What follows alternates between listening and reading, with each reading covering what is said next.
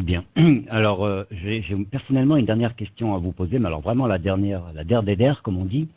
Vous avez tout à l'heure parlé on a posé la question, enfin un des auditeurs, sur les sujets effectivement qui sont les plus délicats à aborder par rapport au public, et vous avez cité à juste titre la question du sionisme et de son ambiguïté ou l'ambivalence avec l'antisémitisme, et puis la citoyenneté française avec l'appartenance au culte musulman. Que pensez-vous d'un partenariat, disons, élaboré en termes de traduction politique avec Tariq Ramadan dans le cadre de Égalité et Réconciliation? Ben moi, je serais très heureux de discuter avec Tariq Ramadan. Je l'ai déjà fait en privé d'ailleurs, parce que c'est un garçon incroyablement intelligent et cultivé.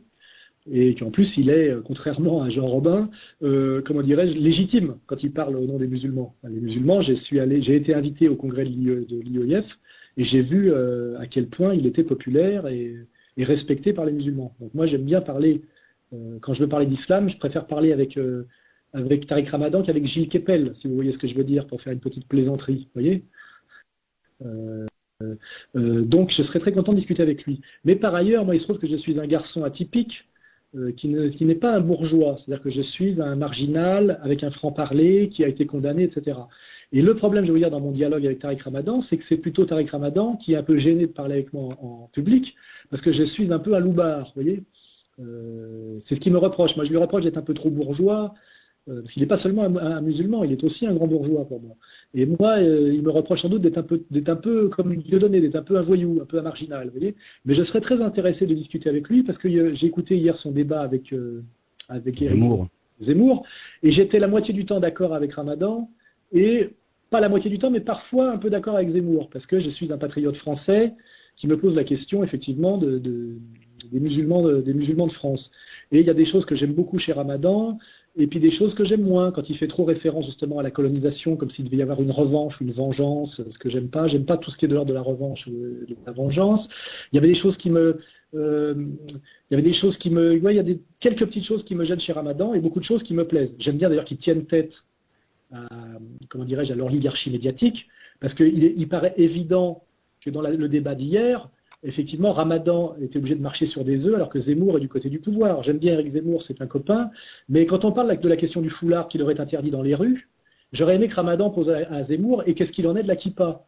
Parce que moi, je vois des quartiers populaires en banlieue où il y a beaucoup de foulards. Je ne peux pas dire que ça me fait rêver, mais je le constate. Mais quand je suis dans le 8e arrondissement, dans le 10e arrondissement, dans le 3e arrondissement, dans le 4e arrondissement, dans le 16e arrondissement, je vois beaucoup de kippas. Je n'ai pas entendu Éric Zemmour demander qu'on enlève les kippas. Et moi, je suis pour qu'on enlève les foulards et les kippas, ou ni les foulards ni les kippas, mais pas les foulards et pas les kippas. Et il n'y a pas beaucoup de gens qui ont le courage d'Alain Soral de dire que derrière la question du foulard, il y a la question de la kippa, et qu'on ne pose jamais la question de la kippa, parce qu'il y a des communautés, si nombreuses soient-elles, qui sont infiniment plus fragiles que d'autres, qu'on peut insulter, molester, humilier assez facilement. Et moi, c'est la raison pour laquelle je respecte Tariq Ramadan, c'est que ce n'est pas facile de parler au nom des musulmans en France, parce qu'on a d'abord la méfiance des Français et la manipulation des sionistes. Et même face à un Éric Zemmour qui est un patriote français, ce qui est à peu près sur ma ligne, on a quand même une ambiguïté. C'est que, comme l'a d'ailleurs très bien fait remarquer Francis Huster, il lui a dit vous parlez en tant que quoi? Et l'autre a dit je parle en tant que juif français. Et juif français, c'est pas français de confession juive, c'est un juif français. Et moi, je trouve un peu gênant en France que pour donner des leçons de nationalisme français à un musulman, on soit obligé de faire appel à un juif français. J'aurais préféré qu'on fasse appel à un français de confession catholique comme moi, qui est infiniment plus représentatif de ce que c'est que les Français, n'est-ce pas? Mais on a très bien compris pourquoi, si c'est moi qui disais ce que disait Zemmour à la télé, j'aurais déjà été viré depuis longtemps. Vous voyez.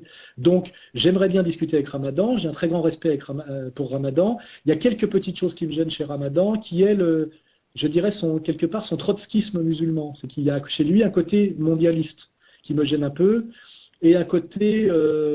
comment dirais-je, de tomber dans le piège des indigènes de la République, qui est la critique du colonialisme encore aujourd'hui, ici et maintenant, qui est à mon avis une erreur stratégique par rapport à la population française de souche à laquelle il doit s'adresser. Voilà. Et moi, ce que je dis, c'est que j'aime beaucoup Ramadan, beaucoup de respect pour son intelligence, sa culture, etc. Mais je fais remarquer quand même que ce n'est pas un Français de confession musulmane, c'est un Suisse de confession musulmane qui travaille en Angleterre et qui est d'origine égyptienne. J'aimerais qu'un Ramadan français émerge, c'est-à-dire un Français de confession musulmane, puisse enfin s'exprimer au nom des Français de confession musulmane, car Ramadan ne vit pas en France et n'est pas citoyen français. Et donc, Ramadan est une phase intermédiaire d'un type qui ose tenir tête à ses interlocuteurs et qui, pour une fois, n'a pas été désigné par le CRIF pour parler au nom des musulmans, pour être très clair, parce que tous les autres, c'est ça. Mais malheureusement, il a un petit défaut, c'est qu'il n'est pas français. Et que moi, j'aimerais, en tant que Français de souche catholique, j'aimerais enfin qu'on puisse dialoguer qu'on puisse dialoguer sainement avec un Français de confession musulmane, qui ait la formation, l'intelligence, le courage et l'honnêteté de Tariq Ramadan, mais qui soit français. Parce qu'effectivement, Ramadan, c'est très bien, mais c'est un Suisse d'origine égyptienne qui travaille en Angleterre.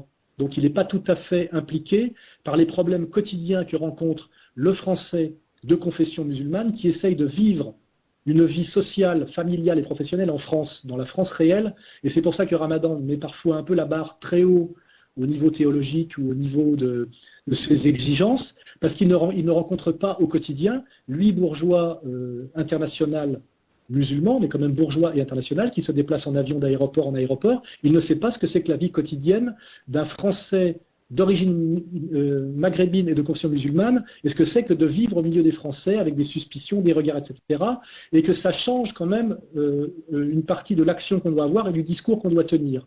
Et c'est la seule chose que je peux la seule critique que je peux faire à Ramadan, c'est que pour moi, il est un petit peu trop international et un peu trop bourgeois pour pouvoir incarner pleinement la réalité des problèmes que rencontrent les Français réels de confession musulmane sur le terrain réel de la France réelle. Voilà. Je ne sais pas si je me suis fait comprendre. C'était, comme toujours, ce que je dis, c'est complexe, il y a du pour et du contre, mais c'est voilà ma relation ambiguë et ambivalente à Ramadan. Et moi, je vous dis, s'il n'y a pas pour l'instant de dialogue entre moi et Ramadan, c'est que c'est Ramadan qui a peur d'être diabolisé par moi, ce qui est d'ailleurs très intéressant, parce que c'est le musulman, soi-disant mal aimé, qui a peur que de discuter avec Alain Soral, le Gaulois français, il a peur que ça lui fasse du tort. Je vous garantis que c'est pour ça qu'il n'y a pas eu de dialogue pour l'instant. Moi, je suis tout à fait prêt.